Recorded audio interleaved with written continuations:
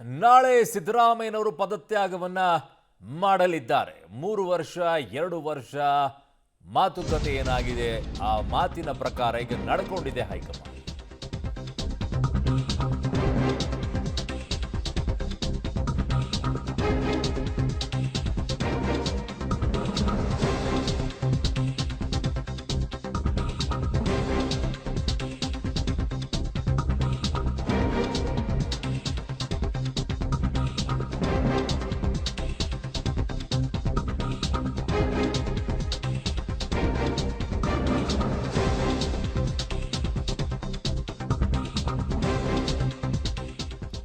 ಇಂದು ಬೆಂಗಳೂರಿಗೆ ರಾಜ್ಯ ಉಸ್ತುವಾರಿ ಸುರ್ಜೇವಾಲಾ ಆಗಮಿಸುತ್ತಾರೆ. ಮಧ್ಯಾಹ್ನ 12:15ಕ್ಕೆ ನಾಳೆ ಸಿಎಂ ನಿವಾಸದಲ್ಲಿ ಸಚಿವರಿಗೆ ಬ್ರೇಕ್ಫಾಸ್ಟ್ ಇಟ್ಕೊಂಡಿದ್ದಾರೆ. ಬ್ರೇಕ್ಫಾಸ್ಟ್ ಮೀಟಿಂಗ್ನಲ್ಲಿ ಭಾಗಿಯಾಗಲಿದ್ದಾರೆ ಸುರ್ಜೇವಾಲಾ.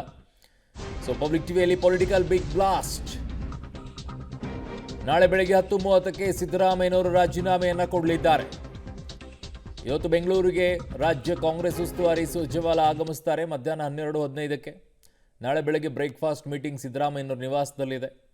ತದನಂತರ ಅಲ್ಲಿಂದ ನೇರವಾಗಿ ರಾಜಭವನಕ್ಕೆ ಹೋಗಿ ಲೋಕಭವನಕ್ಕೆ ಹೋಗ್ಬಿಟ್ಟು ರಾಜೀನಾಮೆಯನ್ನು ಕೊಡ್ತಾರಂತೆ.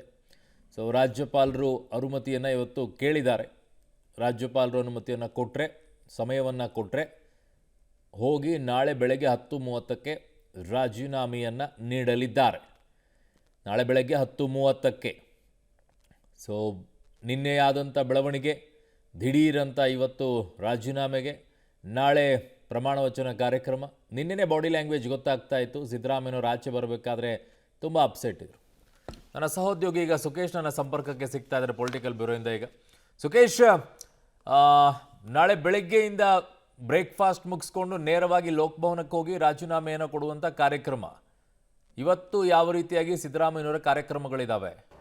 ಅರುಣ್, ಇವತ್ತು ಮುಖ್ಯಮಂತ್ರಿಗಳು ಕೆಪಿಸಿಸಿ ಕಚೇರಿಗೆ ಕೂಡ ಹೋಗ್ತಾರೆ. ಅಲ್ಲಿ ಒಂದು ಕಾರ್ಯಕ್ರಮದಲ್ಲಿ ಕೂಡ ಭಾಗವಹಿಸಿದ ನಂತರ ವಿಧಾನಸೌಧಕ್ಕೆ ಹೋಗುವಂಥ ಕಾರ್ಯಕ್ರಮ ಇದೆ. ಅಂದರೆ ಇವತ್ತಿನ ಅವರ ಕಾರ್ಯಚಟುವಟಿಕೆಗಳು ಪಕ್ಷ ಮತ್ತು ಸರ್ಕಾರದ ಮಟ್ಟದ ಎಲ್ಲ ಕಾರ್ಯಕ್ರಮಗಳಲ್ಲೂ ಕೂಡ ಅವರು ಭಾಗವಹಿಸ್ತಾ ಇದ್ದಾರೆ. ಆದರೆ ಪ್ರಮುಖವಾಗಿ ಒಂದಷ್ಟು ಕುತೂಹಲವನ್ನು ಕೆರಳಿಸಿರುವಂಥದ್ದು ನಾಳೆ ಬೆಳಿಗ್ಗೆ ನಡೆಯುವಂಥ ಬ್ರೇಕ್ಫಾಸ್ಟ್ ಮೀಟಿಂಗ್, ಆನಂತರ ನಡೆಯುವಂಥ ಪತ್ರಿಕಾಗೋಷ್ಠಿ, ಆನಂತರ ಮುಖ್ಯಮಂತ್ರಿಗಳು ಮಾಡುವಂತಹ ಘೋಷಣೆ ಏನು ಅನ್ನುವಂಥ ವಿಚಾರದಲ್ಲಿ. ಯಾಕಂದರೆ ನಿನ್ನೆ ಕೂಡ ಅದು ಖಚಿತವಾಗಿತ್ತು. ಯಾಕಂದರೆ ನಾಳೆ ಬೆಳಿಗ್ಗೆ ಎಲ್ಲ ಸಚಿವರನ್ನು ಕೂಡ ತಮ್ಮ ಸರ್ಕಾರಿ ನಿವಾಸ ಕಾವೇರಿಗೆ ಅವರು ಬ್ರೇಕ್ಫಾಸ್ಟ್ಗೆ ಕರೆದಿದ್ದಾರೆ ಅನ್ನುವಂಥದ್ದು.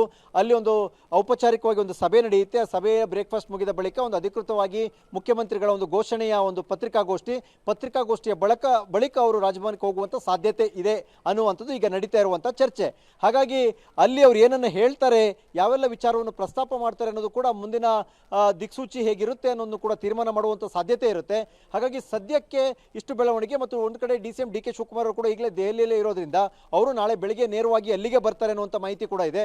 ಹಾಗಾಗಿ ನಾಳೆ ಬೆಳಿಗ್ಗೆಯಿಂದ ಸಂಪೂರ್ಣವಾಗಿ ಕೇಂದ್ರ ಸ್ಥಾನವಾಗಿ ಎಲ್ಲ ಚಟುವಟಿಕೆಗಳಿಗೆ ಕಾರಣ ಆಗ್ತಿದೆ ಸಿಎಂ ಅವರ ಅಧಿಕೃತ ಸರ್ಕಾರಿ ನಿವಾಸ ಕಾವೇರಿ. ಅರುಣ್, ಸೊ ಇವತ್ತು ಏನು ಬೆಳವಣಿಗೆ ಆಗುತ್ತೆ ನೋಡಬೇಕು. ಇವತ್ತು ಯಾವ ರೀತಿಯಾದಂಥ ಕಾರ್ಯಕ್ರಮಗಳು ಸಿದ್ದರಾಮಯ್ಯನವ್ರದ್ದಿದೆ ಅಂತ ಹೇಳಿ.